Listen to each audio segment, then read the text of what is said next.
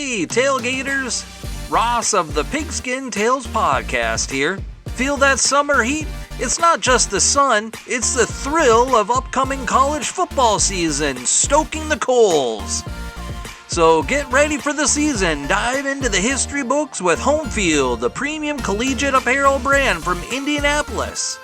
Homefield crafts incredibly comfortable gear designed with iconic vintage nods over 150 colleges. A library of history right on your chest. Homefield is the Indiana Jones of collegiate apparel, uncovering hidden gems from school archives. Unique mascots, logos, and even unforgettable moments frozen in time. Visit homefieldapparel.com and shop the archives. Homefield Apparel, where comfort, nostalgia, and the spirit of college football history unite.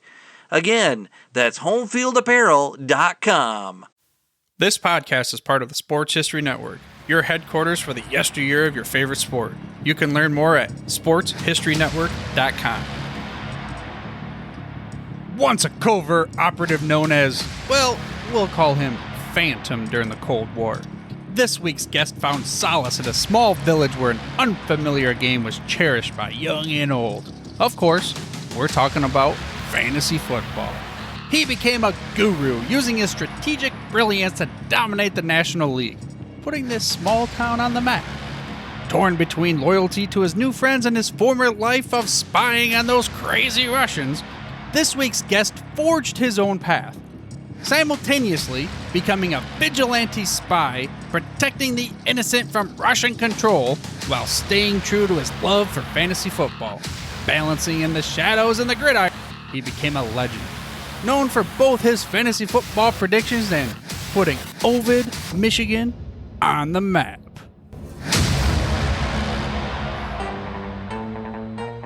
Welcome to Fantasy Football Origin Stories, where each episode is a journey back in time to explore the unique experiences of some of the coolest and most influential people in the fantasy football industry. I'm your host, Arnie Chapman, also known as the Football History Dude. Now, I love fantasy football, and I want you to come along with me to explore the yesteryear of the armchair gridiron. So hop on board my DeLorean, and let's get this baby up to 88 miles per hour. Great Scott. This time to step up the DeLorean. The date is March 24th, 1869. We're here to witness the village of Ovid, Michigan, becoming incorporated. And who knew that 100 years later a kid would be running the streets, getting close to leaving high school, moving out of the military, and putting the city on the map. With fantasy football of all things, of course. Okay, maybe not seriously. But then again, did this week's guest reach the greatest heights of anyone from Ovid, Michigan? I mean, he was an inaugural member of the Fantasy Sports Writers Association, Hall of Fame class, the first one in 2010. One of 5 names. Here are the other 4. Greg Ambrosius, Scott Engel, Eric Karabell, and Matthew Berry. To be in that distinguished class for the first ever FSWA Hall of Fame? Well, let's just say he's probably the most known person that ever came out of Ovid, Michigan. We'll get into that a little bit later on, and this interview is going to start off with a little bit of a hometown nostalgia for him, but I think it gives a good backstory into this week's guest, Greg Kellogg, and his ultimate fantasy football origin story. We'll get into that in a minute, but first, if you like this show, please make sure, well, first you got to mash that little subscribe or follow button in the podcast player choice that we get the hottest, freshest off the press episodes each and every week. But really what I want you to do is I want you to tell at least one friend by sending them over to fantasyfootballoriginstories.com. I mean, we got to keep spreading these origin stories of these awesome guests far and wide. And after you did that, let's get into this interview with Greg Kellogg. Yeah, you're too young to remember, but there's a Doobie Brothers song called China Grove. Listen to it sometime. It mentions San Antonio, but it's got the best opening riff of any rock and roll song ever. What was the name of that song again? China Grove. Okay, we'll have to put that on the Spotify list here in a little bit. You hit a chord with me even as I was doing some research because of saying that you grew up a Lions fan and Barry Sanders. I mean, I have my Barry Sanders coaster never too far from me, so you're talking good and company. A Michigan fan, even though I went to Michigan Tech. My mom got her master's from State, and so she was a State fan. My dad's an Iowa Hawkeye fan. My brothers and I are Michigan fans. So yes. So I mean, you've been all over the world, not just because of in the military. It sounds like just for even personal ventures. 34 countries, 44 states, and I've lived in 5 countries. I have daughters that were born in Germany and Michigan. My oldest is born in Owasso, which isn't too far from you. Oh yeah, that's right down the road from us. My dad worked there for a little bit at the Tuscarora plant. Owasso's 10 miles away from where I grew up. I used to go to Owasso for movies. We didn't like St. John's as much. It was the same distance, but we preferred Owasso. Plus, Owasso had the drive-in. What was the name of the town that you said you grew up? Okay, I know where Corena's at. What's the little town you grew up? Ovid. And if you know Saginaw Swan Valley and Chesaning, they're in the Mid-Michigan B Conference, or they used to be. And Ovid Elsie was also in that conference. Okay. Yeah, I pulled up Ovid, the school, or the website and everything. Yeah, I see what you're saying, just a tiny little town and everything. We used to have a blinking light on M21 and a stoplight downtown. And we would drive. There was an area where the main street went 4 lanes, but it's normally just 2. We would drive from Main Street down to the Triami bowling alley, pull a Yui, and just go back and forth all night long on a Friday night. I mean, things kids do, but gas was 25 cents a gallon then, so who cared? Right, yeah, it was a difference. So what kind of a car are we rocking back then? We talking about the 70s right now, or? I graduated high school in 74, so yeah, 70 to 74. I was driving a Buick. Oh, God, I can't remember the name of it. It wasn't the LeSabre. It was a smaller one that my parents gave me. My best friend was into cars. He was a motorhead. I was a jock. I played football. I played basketball, ran track, played baseball. Yeah, so you're kind of like me. Like there was always a sport going on during school, kind of thing for me. Except for my senior year spring, I took spring. I played 1 year of baseball, 2 years of track. They wanted me to run track my senior year. I told them I would run specific relay races. In other words, I'd run when you had a race that was all relays. They would relay high jump. They would relay high hurdles. My specialty was high, low hurdles, and the high jump. I would run in those relay meets only, but I wouldn't practice and I wouldn't work out with the team because I was trying to earn money for college. So that was my priority. Mm-hmm. Well, I mean, it makes sense at that time too, and everything. Yeah, my parents paid for the tuition, but I had to buy the books and I had to have my own spending money. So when did you go into the military then? Was it you went to college first and then moved on? I went to college for a year and 1 term because Michigan Tech's terms, not quarters.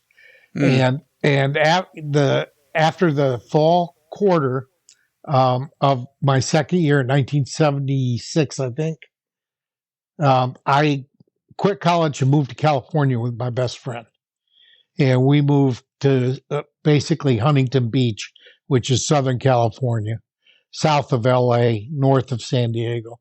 And I missed my girlfriend. My high school sweetheart was a freshman when I was a senior. I broke up with her when I went to college because I didn't want to cheat on her. But every time I came back, we would go out, whether she had a boyfriend or not, because I didn't care if she cheated on them. But so I missed her, and we started running up $300 a month phone bills. So I asked her dad permission to marry her. I figured that was the thing to do. He said yes. I flew home, quit my job, got a job in Lansing.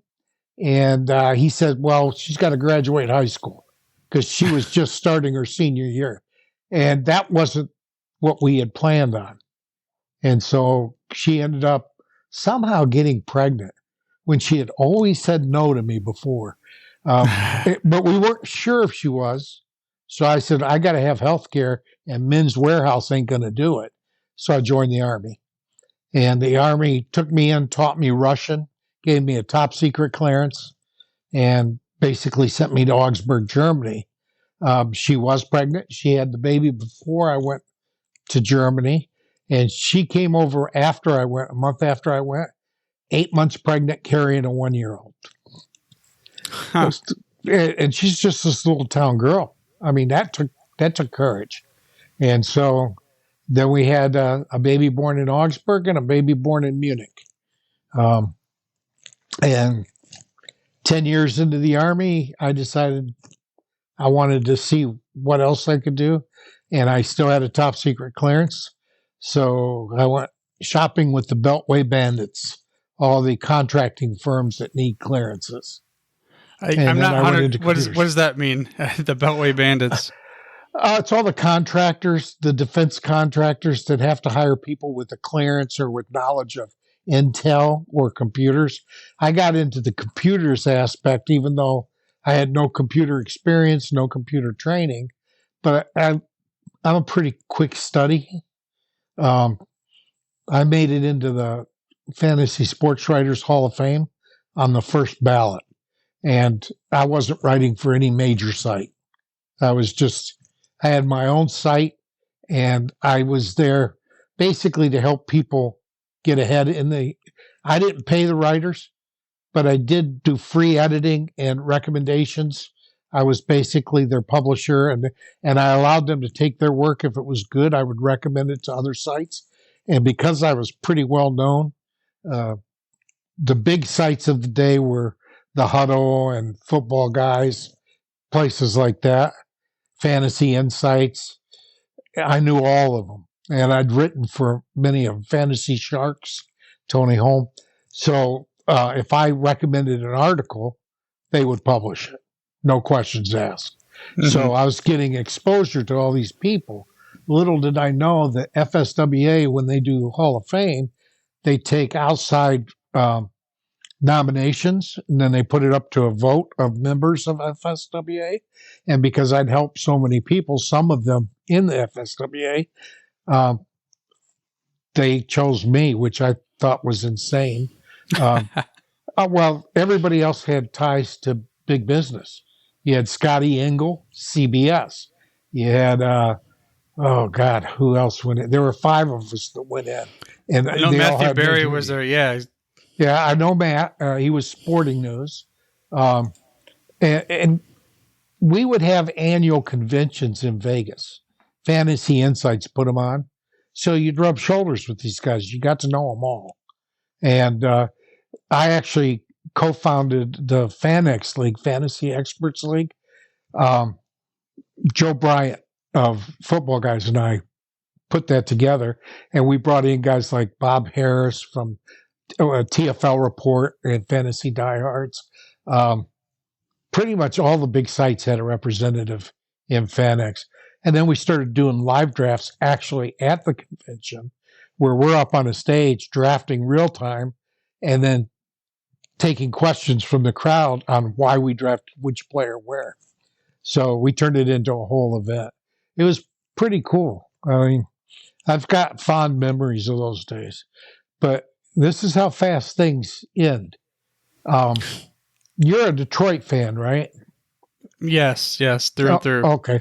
So that means you're a Barry fan. Uh-huh. Right? Okay. When did Barry get his 2,000-yard season? So that was 97. Who was the coach? Would that have been? Was Bobby Ross there still, or was it right after? No, he had just got there. Okay. Barry got his 2,000-yard season in Bobby's first year, and then in Bobby's second year, I think Barry got 1,600 yards and retired after that. But for years, who was Barry's coach? Oh, you're talking about back when? Now you put me on the spot. Just Wayne Fonts. Wayne Fonts. Thanks. Wayne Fonts. My idea of the worst coach in the history of the NFL. And the reason I say that isn't because he didn't know football or he didn't, he just, it's like he had no common sense. What did Bobby Ross do that Wayne Fontes never did? He put a fullback in front of Barry. What did Barry do when he had a fullback in front of him? 2,100 yards. That's what he did. And Bobby would pull, Bobby wouldn't. Wayne would pull Barry out on goal line situations, short yardage situations, and go with the pounder. How many times did you see Barry Sanders get hit in the backfield and still reel off 20 yards? Okay. Mm-hmm. He was the most elusive back ever to play the game. You don't take your biggest weapon out on the goal line. Even if you don't give it to him, he's a threat. You know, it's just, to me, Wayne Fontes, he'd pull him out on third downs. Barry had great hands. He could have been a Marshall Faulk type player where he's catching 70, 80 balls and running for 1,400 yards. Could have done that, but Wayne didn't let him. Now, I was not happy with the way Barry retired, but the truth is he gave 9 years to that team, and the first 7 years, the team didn't do a whole lot for him. They paid him, but they didn't surround him with great talent. You know, I mean, I think Scott Mitchell was okay, but Scott wasn't his quarterback. Who was his quarterback? In 95, he was, I don't know if he was there still in 97, yeah. Oh, Scott? Yeah. Okay, so it was Scott Mitchell, Herman Moore was the That was top when they had receiver. Johnny Moore. Yeah, they had everybody in that 95, yeah. And Charlie Sanders, part of the time, was the tight end. But Lomas Brown was the only offensive lineman that was any good. Kevin Glover was average at best. And he was no pro center because Barry didn't let anybody tackle him in the backfield. But he was getting hit in the backfield. He just was breaking tackles. So the line, everybody thought the line was great. I didn't. I didn't see Barry going down 8 yards before he got touched. I saw Barry avoiding tackles 3 yards deep. The great lines, look at him at Smith's Dallas Cowboy lines. Emmett didn't get touched till he was 4 yards downfield on a lot of those runs. So I just thought Fontes was pretty bad. Yeah, that's always been one of the arguments when people compare Barry to Emmitt Smith as the offensive line and everything. But I mean, I know, quarterback was better in Dallas. Mm-hmm. Wide receivers were better. Herman Moore was a great receiver. Johnny Morton was average. I mean, he was good. He was a good wide receiver too, but he certainly wasn't like a Jalen Waddle. You know, some of the great wide receiver twos we have now. The game was different though. The game really wasn't. They were just starting to get into spread offenses in the 90s. So, and the spread offense worked for Barry and against Barry. It spread him off and gave him angles that he could exploit. That was good, but I still think Bobby Ross showed in his first year how to make Barry the best running back in football. Put a fullback in front of him and let Barry break off the back. Yeah, and I liked it when that's when they started coming to Saginaw Valley State University too for the training camps. I don't know if you were around that time or you were off-seas. I left the state in 1976, and I, other than visiting family, never went back.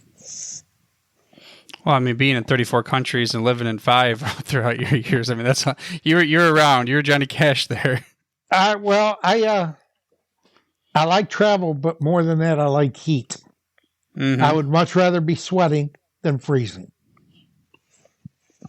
That kind of leads me. So, we've covered a lot already, kind of Tibbles in that. But what about? Let's go here. Your Russian linguistics and learning. Well, first, I mean, what is it like learning at that age a totally new language? Well, the way the Army teaches is total immersion. Okay, not quite total immersion. You go someplace and the only language spoken is the foreign language you're learning.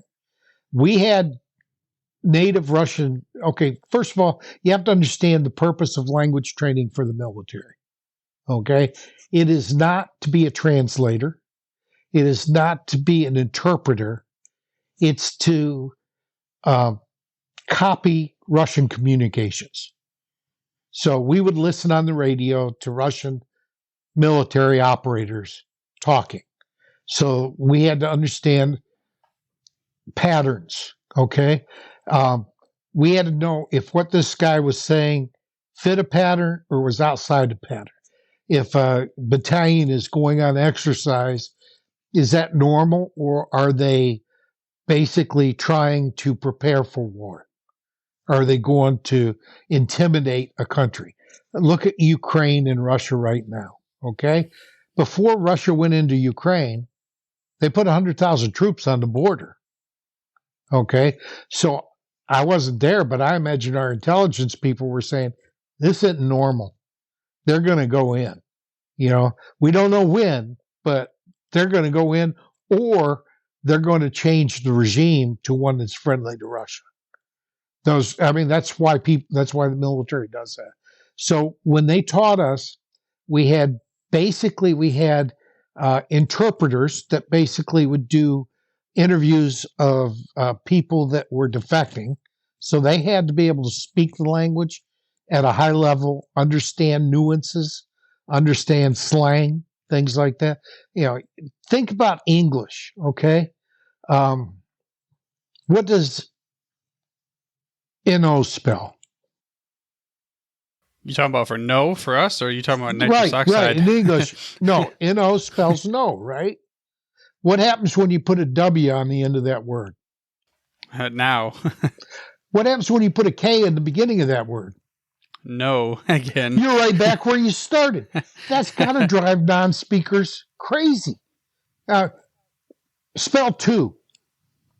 Oh, geez, yeah, the TWO, or is it the TO, or is it TOO, or is it... That's right. So every language has its idiosyncrasies. Russian uses its own Cyrillic character set. It does not use, like, English letters. There's a lot of languages that use English-style letters, but Russian isn't one of them. The good thing about Russian also has genders in the words. They'll have two different words depending on whether the gender is male or feminine. Okay? America doesn't really do that. If you say a boat, right? A boat is a boat, right? But in Russia, a boat could be a female boat or a male boat, and it would have a different word for that. In Thai, you have different ways of saying thank you based on gender. Okay? So there are a lot of languages that are gender specific. With Russian, it was generally they would put an A on the end of the word if it was feminine and not if it was masculine. So when you're talking about verbs that are feminine or masculine, it's the same verb, you know, he ran, but if it's modified by a feminine word, she ran, they would have a different word for run. Okay. So that takes a little bit of effort. You got to learn the character set. I had my wife with me, and she would quiz me on the vocabulary every night. And I had a 148 IQ when I was growing up, so I'm pretty smart. No common sense. That always hurt me, but the ability to learn was always there. It was always there. So we started my Russian training. It was a 38 or 48 week course. I don't remember. I think we were the last 48 week and they went to 38 after ours. But it was 8 hours a day, 5 days a week of Russian training for 48 weeks. And we started with 96 students. And there's a language proficiency test that you have to take to get accepted into the program. Not just take, you have to pass it. So they pre-test to see if you have the capability to learn languages. We started with 96 and finished with 32. I see. They weed it out before so they don't waste the time. If you fail a major test, you're done. And for us, and it's not just failing, for us, if we got below 80 on any test, we're done. So we had to get at least an 80 on every test. Marine Corps, you had to get 90. They were much stricter, but there were way fewer Marines in the program. I think we started with 6 and finished with 3 Marines. So they had a better failure rate, pass rate, than the Army did. Air Force, I think, had the same requirements as we did and the Navy did. But it's all services. We even, I think, had 2 DOD civilians that were learning. But basically, for the military, we started with 96 students and finished with 32. So I was able to learn it, but my job did not call for me to listen to it on a normal basis. I was an analyst, so the operators would be listening, the transcribers would translate it into English. If I saw something that didn't seem normal, I could go back to the tape, put the headphones on, sit with the transcriber, and work out what the guy actually said on tape. And if there was a difference, then we'd work out what he really said and change the transcription. And I wrote the reports about what's normal or not. So I was the analyst. So what I learned was the transcribers, if I had a dispute with them, 90% of the time they were right. I mean, they were just better linguists because they were listening to it and translating every day. And I was only listening when something seemed weird. So, but yeah, it was fun. I mean, I used to say, I know what's going on in the world before CNN reports the lies. Because CNN was not right. Mm-hmm. So I remember when the Russians went into Czechoslovakia, we knew they were going in 5 minutes after they crossed the border. Because you can do RDF, radio direction finding, on the signals you're intercepting. So you know basically where they're at. And they're talking in the clear on the radio. So you can pick it up. Now, they do have encryption, but they weren't using it. The average soldier doesn't like the encryption stuff, so they just blurt it out over the air. So, I mean, I'm sure things have changed because I got out in 87. So sure. I'm sure a lot of things have changed, but the concept is still the same. But we're supposed to be talking about fantasy football. I was just about to kind of try to reel you back in. You know, you don't want to like cut you off from a cool story just because that's your origin into getting into things. And you mentioned fantasy football. Well, the Army is where I got into fantasy football. Mm-hmm. So let's talk about that. Your first recollection of fantasy football there. In the late 80s, I was at Fort Meade, Maryland, which is where the National Security Agency is, or as people in the intelligence world call it, the Puzzle Palace. That's where codes are broken, and that's where intercept comes in from all over the world. And a guy that watched football with me there said, I've heard this new game. You want to try it? And it was fantasy football. And so I tried it. So I think 86 was the first year I ever played. But 88 was my first real fantasy league outside of the military. And then I just, as you can tell, I like to talk. Well, that translates into writing. You know, if you can write, you can get your, you see, we didn't really have, you know what a space is in Twitter? A Twitter space? Kind of, but it's like a podcast. It's like a podcast where you open up a Twitter channel and you talk and you can invite other people on to talk with you like we're doing now. And you can set it up so there's multiple people that can talk and other people can just listen. So that's what a Twitter space is. It's like a podcast and it's live. It's YouTube has podcasts that are generally recorded and then played later. With Twitter Spaces, it's live. You do it, you screw up, it goes out live. You're not getting it back. But we didn't have those back in the day. Twitter wasn't around back in the day. So basically, what you did was you get together with a bunch of your buddies locally. There were no internet leagues because there was no internet. So locally, we would get together and we would use USA Today to score you'd set up a scoring system, 6 points for a touchdown, 1/10 of a point for a yard. So if you get 10 yards, you get a point, 3 points for a field goal, some pretty simple things. And eventually people came out, being America, came out with software, and you would just plug in the box scores, and the software would calculate the scores for all the teams. You would have to go in and plug in this, and that was tedious because you had to go in and read the box scores and get everything. If you screwed it up, you had to go make corrections and stuff, and you had to check your own score because if your commissioner made a mistake, nobody was going to report it unless it was helping you. If it was hurting you, they didn't report it. So that was the first several years. Then the internet changed everything. You started getting websites that would provide information. You got people that Bob Harris is my all-time favorite fantasy analyst. He did a thing called the TFL report, and he hooked up with Emil Kadlick, who ran 3 of the top fantasy football magazines, Pro Football Forecast being one of them. And Bob provided instant updates, news, and I was on the phone till 3 a.m. with him so many days I don't want to. And I was working 60 hours a week at a regular job and spending 40 to 60 hours a week on fantasy football. I'm amazed my wife is still with me. I'll be perfectly frank. She is a saint of a woman.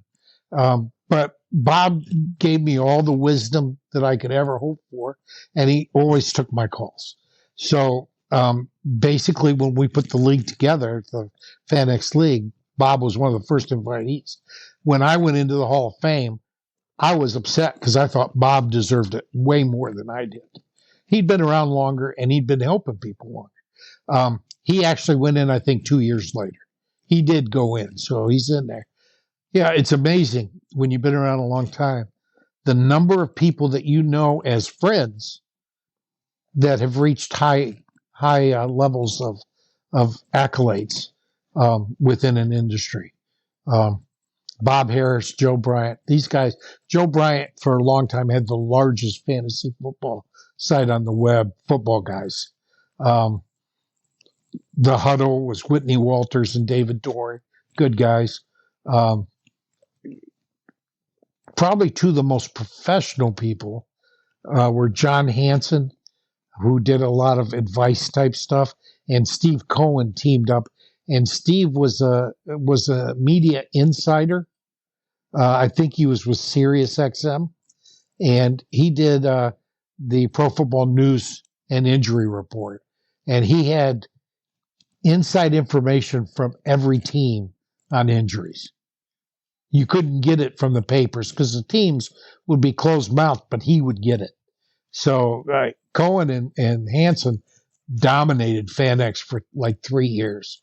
And when you have a bunch of experts, it's a pretty level playing field. So to win 3 years in a row, which they did, that's a pretty outstanding statement. But yeah, it's I think the 90s is where it started changing, and you started getting things like Yahoo, My Fantasy League, and then I think probably it was the 2010s when you started getting Underdog and Sleeper. You started getting daily fantasy sports was never a thing back in the day. You played all season. You could play a keeper league where you kept people, or a dynasty league where you kept everybody and just had a rookie draft the next year.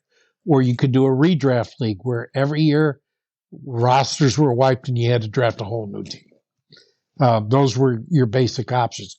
Now you had different scoring systems because you can make scoring. My Fantasy League was probably the first software package that allowed tremendously complex scoring systems where they track things like first downs. So you could give points for first downs. You could give points for receptions. You could give a half a point for a reception. You could do things for third down conversions, which, back in the first Fantasy League was done by some Oakland Raiders executives and press people. And they basically built the concept of the game on a napkin at a bar. Winkenbaum, I think, is the name of the guy that came up with it. Bill Wickenbach, yeah. Yeah. And I mean, their scoring was whack. You got as many points for a field goal as you did a touchdown. You got, I think, 25 points for a field goal, 25 points for a touchdown, 10 points for an extra point, and 100 points for a kick return, punt return, or interception return for a score. You got nothing for yards, nothing for receptions. It was all about scoring. And I think I read that their league was still going in 2015, and they started in the 60s. So it's the history of the game is anybody that's really interested in history should really look up the story of fantasy football, because the whole reason for fantasy football. Are you a football fan? Oh, for sure, yeah. So we talked a little bit about Barry Sanders, right? You ever scream at the TV saying, Fonts, what the hell are you doing? You're pulling Barry on the 3-yard line? Why would you do that? You ever yell at the screen like that? Probably, yeah. Probably everybody's yelled at coaches. Probably not GMs, because people just didn't really study the draft back then. You just were happy with whoever you got. Well, this year's Lions draft, did they take Gibbs too soon? Most people say yes. I say no. You know why? Because if you got a player you want, you draft him when your pick comes up, because all it takes to lose that player is one other team to like him as much as you do. They got Clark and Sam Laporta. I think those guys are going to be starters for years. I think Laporta is the best tight end in this draft. Now, I know Raiola went to a great team in Buffalo, and I know that people think that he's going to be the super stud. I think Laporta is. If you look at Hawkinson's a great tight end. He had great success after he went to Minnesota. But Detroit's tight ends, after he left, scored more touchdowns, more yards, and more receptions than they did with him there. I mean, Wright was a pretty good tight end. And there's another kid that was playing tight end, too. They were splitting that. Yeah, Zylstra. Yeah. Yeah. But between the two of them, they actually did better than Hawkinson did when he was there. So I'm looking at Laporta, and he had no quarterback at Iowa. They had no running game at Iowa. And I think he I don't remember the number. I think it's like 25% of the Iowa offense he accounted for. And that's huge for a tight end. If you've been watching the training camp reports, man, they're high on that kid. He catches everything thrown to him. And let's face it, what college did the best tight ends in the NFL go to? Yeah, that's Kelce, tight end you. Kelce, Kittle, yeah. And now Laporta, they all went to Iowa. So, yeah, I think he's going to be, I don't want to say the best pick in this draft, because I really love the Gibbs pick. And Branch in the 4th round. I mean, I thought Detroit had the best draft of anybody. And that includes a team that picked 2nd and 3rd overall. I think they did a better job than Houston did. Yeah, no, I think again, you said it before, to tie it back into fantasy football, you draft with conviction, because if you got a guy, it's okay sometimes to go a little bit ahead of ADP, because the other guys will get him. Well, that's exactly true in fantasy football. And for your listeners that are history buffs and don't really know fantasy, ADP is average draft position. So there are literally thousands of fantasy leagues around the world, maybe millions. It is a huge hobby. And basically, every major site runs a consensus ADP, where they go out and they get as many drafts as they can, and they plot where players went in the drafts. So last year, the number 1 overall pick was Jonathan Taylor. Now, we know he didn't play up to that, but I didn't expect him to, because when I left fantasy football for my 5-year hiatus, there was this thing called the Curse of 370. And most everybody knew about it back in 2015. But by 2021, or 22, when I came back, it seemed like nobody had ever heard of it. This theory was first promulgated by a guy named Aaron Schatz of Fantasy Football Outsiders. And he went back to 1978 and he looked at every back from 1978 to 2004 that had 370 carries. He didn't do it on touches, he did it on carries. And 90% of those backs suffered a significant drop-off in production the following year. Sometimes it was injury. Sometimes it was malaise. They just didn't do as good. Sometimes I went back to 2011 when I got back in 2022. 10 years, there were 12 players that reached 370 touches. In 2010 or 2015, they changed from carries to touches because there just weren't that many people carrying the ball 370 times. But there were a lot, well, relatively a lot, 2 or 3 every year that were getting 370 touches. There's wear and tear on your body when you get hit 300 times. Okay. And for some reason, it seems like the cutoff is 370, not 369, not 350. And people have done studies on BMI and body type. I don't think it matters. Derrick Henry is a monster of a man. He gets his 400 touch season, and the next year he misses 9 games. Season-ending injury after 8. Well, guess what? Derrick Henry got over 370 touches again last year. So I'm not drafting Derrick Henry this year. Can he beat it? Yeah, it can be beat. In the players I looked at, Ezekiel Elliott dropped 4% from his scoring the year before. 4%'s flat. That's not a major drop. When you have 370 touches, you're going to score well because you got a lot of opportunities. So you don't get 370 touches without scoring well fantasy-wise. Just doesn't happen. So everybody else, Le'Veon Bell dropped 100%, and he did not miss a single game to injury. So how do you drop 100% and not miss a game to injury? How much of that had to factor with because he went from Pittsburgh to New York, or was it even in Pittsburgh he did that? It was all in Pittsburgh. I'll tell you what factored. He held out the entire year. He didn't play a single game. He didn't play a single game. But it's a curse. It's not logical. And people hate the term curse. They think, oh, there's no such thing. I'm telling you, there's no better predictor of a drop in scoring in fantasy football than the 370 touch rule. 90%. You can't do that with any other position. You just can't. And it's not always injury, and it's sometimes it's injury. Sometimes Jonathan Taylor last year, he missed. It's usually 1 year, and then they rebound. Christian McCaffrey lost 2 years.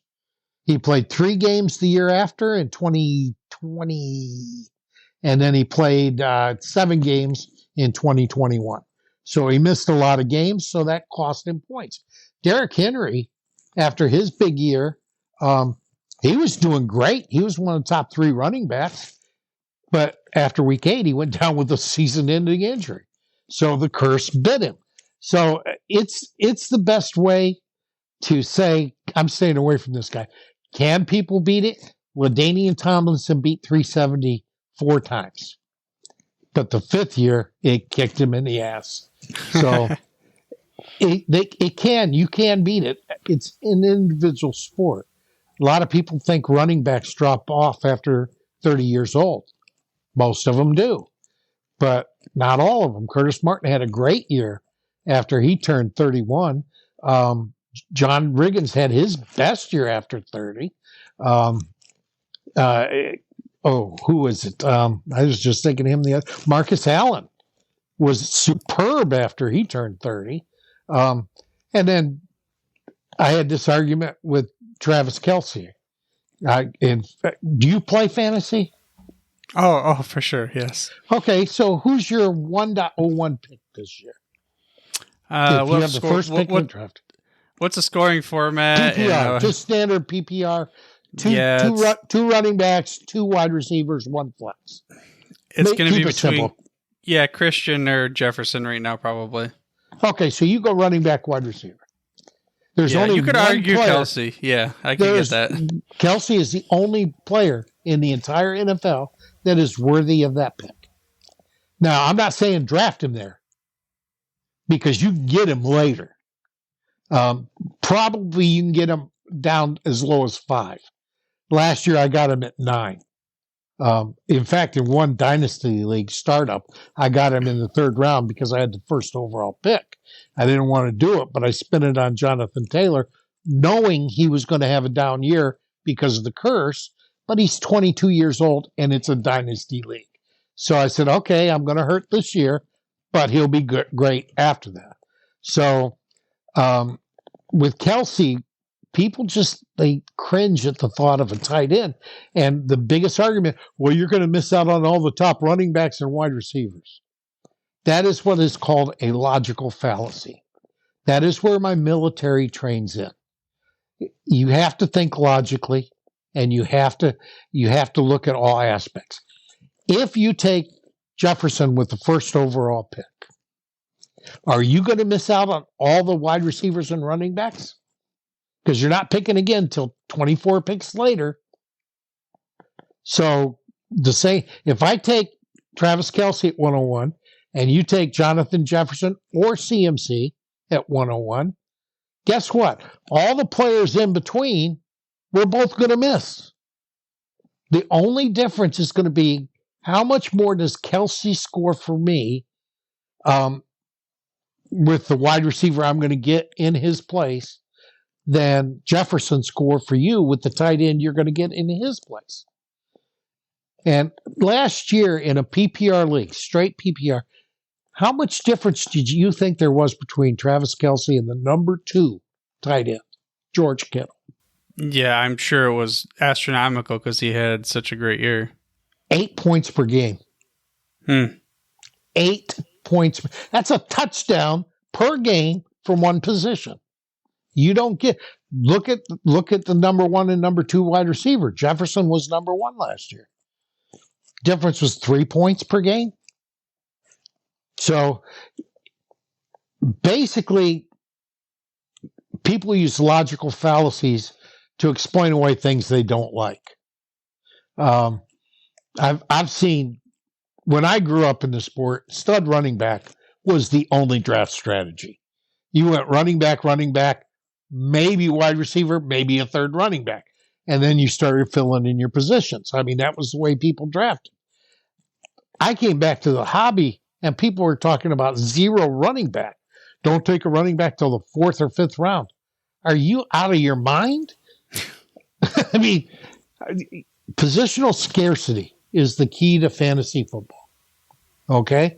How many players are there? Do you tier your players? Do you do projections? Yeah. How do you do tiers? Oh, I don't myself. Okay. I use tiers to draft, though, yes. Okay, for me, tiers are based on 3 points per game in your position group. Okay?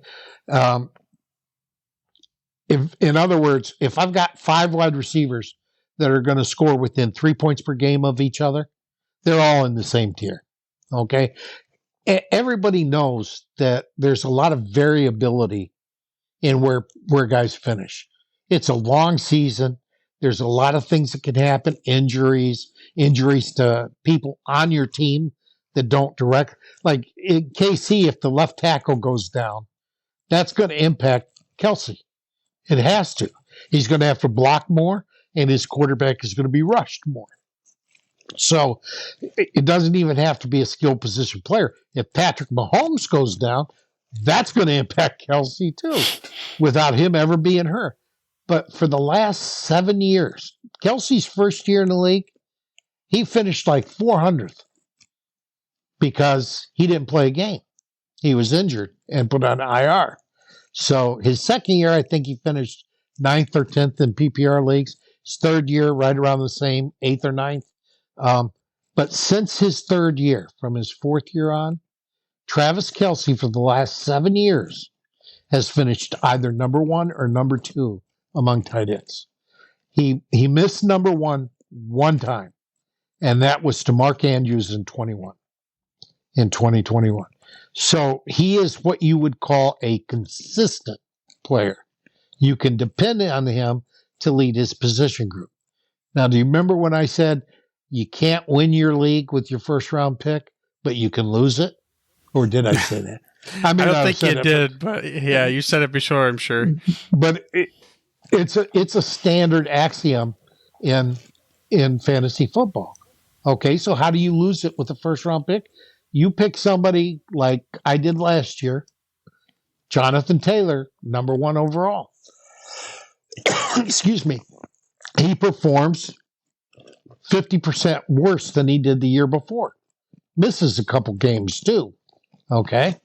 That costs you because your second pick it until number 24. You're picking first overall. So that means you got 23 players that went that you don't get a chance to get. So the key thing about Kelce is that he is a unique player in both terms of performance level at his position and consistency.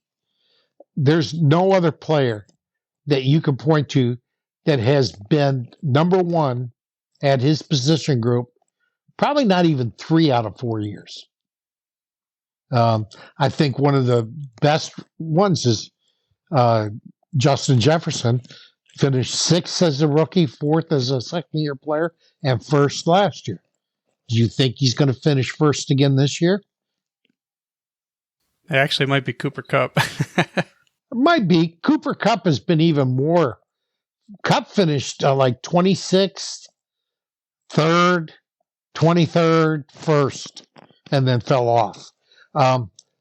Cooper Kupp is kind of a up and down player. And with Stafford, I love Stafford because dude went in with a separated shoulder to get a touchdown to win for Detroit. I love that. I love that toughness. But he's old.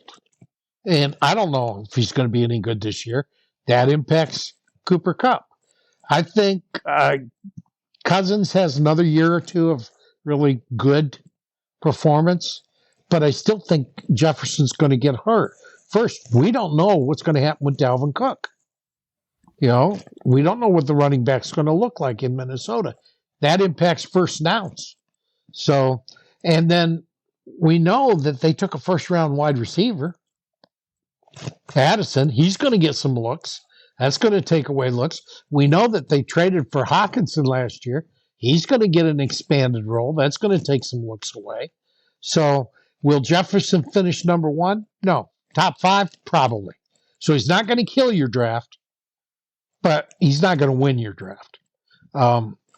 Whereas Kelce, you know he's going to be number 1 at the end of the year. I mean, barring a catastrophic injury to Patrick Mahomes, I just don't see any tight end that's in the same league as Travis Kelce. And it's not because of talent. I think George Kittle has as much talent as Travis Kelce. I think Mark Andrews has as much talent. Kelce, the confidence that Andy Reid has in Travis Kelce, the confidence that Patrick Mahomes has in Travis Kelce, this is a guy, every receiver in the NFL runs what's called read routes. Do you know what a read route is? Yeah, you read the defense and you're in sync with the quarterback at that point. And yeah, you cut in or cut out based on what you read. You break it off. You go deep. It's a read route. Okay. Every receiver in the NFL runs those. Every receiver in the NFL runs timing routes. That's where you have to be at a specific spot, a specific number of seconds after the snap, because the ball's coming out before you even turn around to look for it. Timing routes. Most receivers, most of the time, run routes off what's called a route tree. Okay? The route tree is nothing but a series of routes diagrammed with a number based on each route. An in, an out, a post, a corner. These routes, a fly, they all have numbers associated with them. So if you tell receiver X that he's going on a 9 route He's running a fly. He's running straight down the field fast as he can. And it may not be as a receiving option. It may just be to clear a safety out of the middle so that somebody coming across the middle can get it. But it's a designated route. Travis Kelce runs probably half of his routes are find an open spot and go there. I mean, nobody else gets that because they don't have the trust. He actually starts the play without a route in mind. He looks at the defense and decides what he's going to run to get there. And he is mind melded with Patrick Mahomes because Mahomes is doing what quarterbacks did in grade school. We didn't run route trees. We looked at the guy and watched him all the way down and then threw the ball. Okay? Mahomes doesn't have to look at him. He can look at the same defense and read the same thing Kelce's reading and know about where Kelce's going to be, and then he just needs a glance to verify it, and then he releases. And that freedom of routes is what makes Kelce the best tight end in the game, and actually one of the best receivers overall. Yeah, no, I mean, so you've given us a lot of insight and wisdom, we'll say that, and the listener of the show likes what you have to say. You've been on a hiatus for a little bit, but you came back. If they want to find your work, where can they find you? I don't do work. They can find me on Twitter. I'm on Facebook. I'm on Twitter. I'm retired, and I am not going back to 60-hour weeks doing fantasy football. What I do is I find young guys that are energetic. Like if I want information on defensive players, there's a guy on Twitter named Mace Riney. He's excellent, and he's basically, he and I, if I need something, I call him and ask him. I needed to find out about draft charts because I think they're stupid, all these trade charts that give values. I looked at one of them that's highly thought of, and it had Jerry Jeudy with 56 points. It had Justin Herbert with less. It had Lamar Jackson with less. You tell me any league where a guy's going to trade Justin Herbert and get Jerry Jeudy. Not happening. And then you throw in rookies. The highest ranked running back in this year's draft is Bijan Robinson. And you haven't seen him touch the ball in an NFL game. I don't think Bijan's going to be the highest scoring rookie running back. I think Jahmyr Gibbs is because of his receiving ability, and you get a point for every reception. I think they'll have similar yardage totals. Jahmyr will have a lot more receptions, and Bijan will have a few more touchdowns. But I really like Gibbs in this Detroit offense. So I think there's no way I would take Bijan Robinson in any format, dynasty or not, over Jonathan Taylor, who's 23 years old, over McCaffrey, who's, I think, 26, because you don't know what's going to happen 3 years from now. So I only project out 3 years for dynasty, and even that's a crapshoot. You just don't know what's going to happen next week, much less 3 years from now. So I want to win every year. So I go for the best talent that's available to me at the time I draft. And, you know, that's not going to be Bijan Robinson. I realize that everybody seems to think he's the cat's meow. People have been calling him the best running back to come out of high school since forever. And I think to myself, he was never even the best running back in college. If Blake Corum hadn't gone down with the injury, he would have had more yards and more touchdowns than Bijan did. So I think people hype certain players way too much. I think it's unfair. If you compare any player that's coming into the league and never had a touch of a football in an NFL game to any established pro, it's not fair to the kid because you're placing unrealistic expectations. Now, 2 years after the guy's in the league, then you have a feel for what he's going to be. And then you can do those comparisons. But not before he ever touches the ball. That's just not fair to the kid. And I think people are being tremendously unfair to Bijan Robinson. I really do. I hope he succeeds. I hope he's as good as everybody thinks he is. But I feel for him because first bad game, there's going to be pressure. Unbelievable pressure, where if he was just another back coming in, people would just say, well, you have good games, you have bad games. But when people call him the best to ever come out, you're not allowed to have bad games. Well, with that being said, so you you're not really active as much anymore. I'm an old retired. I don't write anymore. Yeah, I get into Twitter discussions, and there's a great one on Twitter tonight with fat guys, FF fat guys, something like that. I don't remember. Patrick Pucci was in it with me, and I think my Twitter handle is Gregory L. Kellogg. I think I just used my name as my Twitter handle, at Gregory L. Kellogg.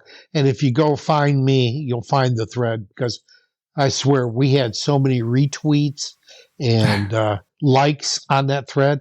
And we're going back and forth for probably 2 hours. I did more writing in that thread than I ever did in any single article that I wrote. And I wrote magazine articles that were 2,000 words. But it was a great discussion because you had one side, you had several people on one side, you had me on the other side, and it was about Travis Kelce and 1.01. And they made some good points. I agreed with a lot of their points.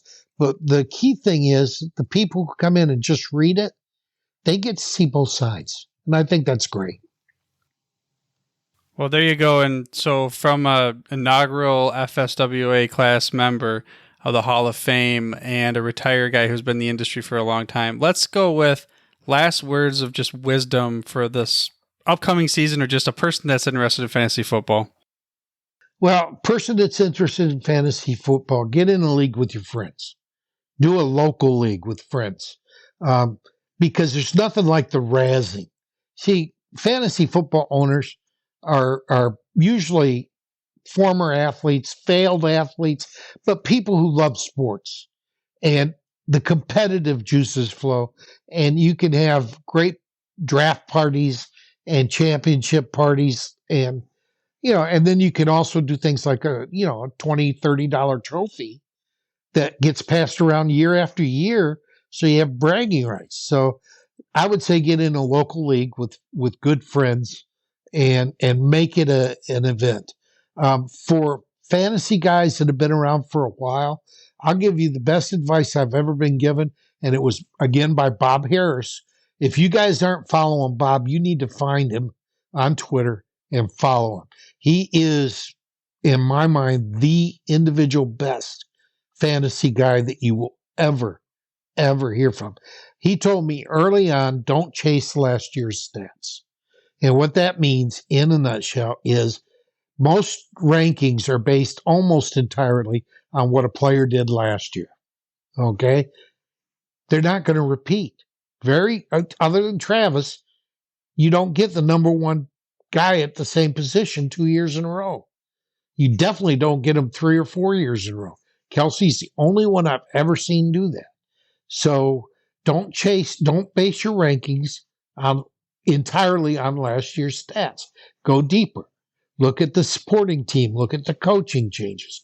If you don't have time to do that, get onto YouTube and start listening to some podcasts. I like Sal Vetri. He keeps it short. I don't always agree with them, but I don't always agree with anybody in fantasy.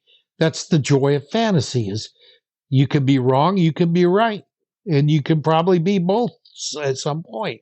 And Sal's good. He's quick. His videos are usually less than 5 minutes, and he'll give you some good information. There's a ton of sites. Just invest a little time in some podcasts, and it will improve you. And try to seek out people that don't agree with you. Okay? Not to argue with, but to get their reasoning.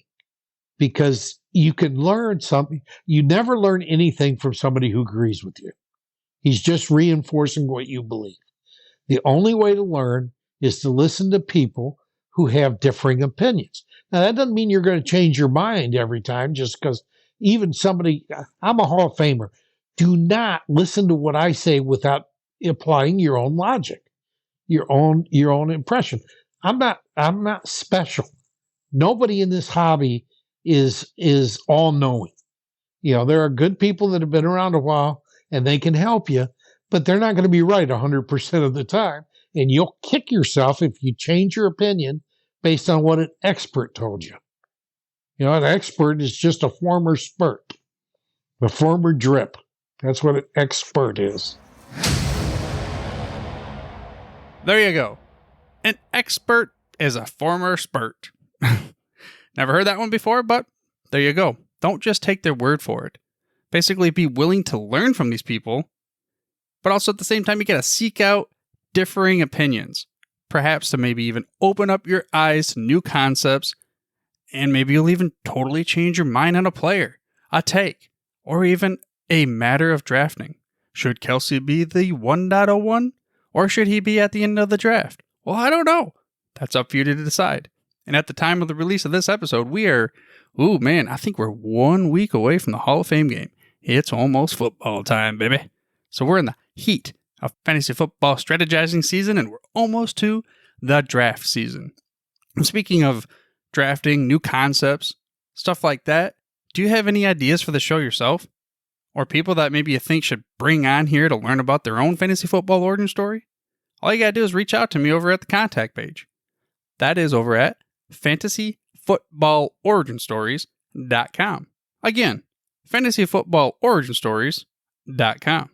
But for now, dude, I'm through if you're through. Thank you for listening to this episode of Fantasy Football Origin Stories. To make sure you're the first to get the next episode, please make sure to mash that little subscribe or follow button on your podcast player of choice, then head over to the website for the show notes and more fantasy football origin stories. That's at fantasyfootballoriginstories.com. And remember, dudes, where we're going, we don't need roads. Great Scott. Hey there, sports history fan. This is Arnie Chapman, aka the Football History Dude, and I wanted to thank you for stopping by to listen to another episode here on the Sports History Network. Our podcasters are passionate about uncovering and sharing sports stories from yesteryear. And if you didn't know it already, we have over 30 shows across the network covering all sorts of sports history topics. In fact, here's a glimpse into one of our awesome podcasts here on the network. The Pigskin Tales podcast is all about the lesser-known pro football players. Yes, there are stories about the ones we know, like Brad Tarkenton and Harold Red Grange. But have you ever heard of Ernie Nevers? How about Dave Osborne or even Grady Alderman? These men created their own path to the NFL. How did they do it? Listen to the Pigskin Tales podcast, now streaming on your favorite music platform. Go to pigskintales.com. How about that? I bet you're super hyped to go listen to that new podcast, right? Well, to learn about this show and all the other podcasts on the network, head over to sportshistorynetwork.com/podcasts. Again, that's sportshistorynetwork.com/podcasts. Head over there today to find your next favorite sports history podcast.